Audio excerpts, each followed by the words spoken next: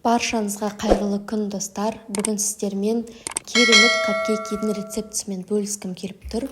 Ол үшін бізге жұмыртқа керек, қант, сүт және де сары майымызды ертіп құятын боламыз. Осының барлығын жақсылап араластырып алатын боламыз. Қамырымыз бір келкі, сондай күшті болып шығуы керек.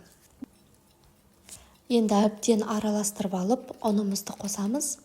Оған міндетті түрде ванилин қосуымыз керек. Сол кезде капкейкелеріміздің иісі аңқып, иісі бұрқырап тұратын болады. Разрыхителімізді қосып, осындай түйіршіксіз бір келкі массадағы қамырымызды жасап алатын боламыз.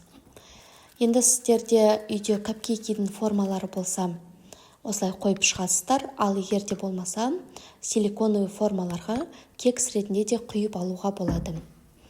Осылай 180 градуста 25-30 минут пісіріп алдым. Кекстардың піскенін шпажкамен тексеріп алуларыңызға болады. Менде үстіне жағатын кремім, творожный сыр, оған сливки қосып, сахарный пудрамызды қосып шайқап алдым. Осындай насаткамен капкейкелеріміздің бетін әрлеп шықтым. Бұл крем енді барлық жерге қолдана беруге болады. Торттың бетіне де, капкейкидің бетіне де өте керемет болып шығады. Дәл осы рецептпен заказ қабылдап, ақша тапсаңыздар да болады.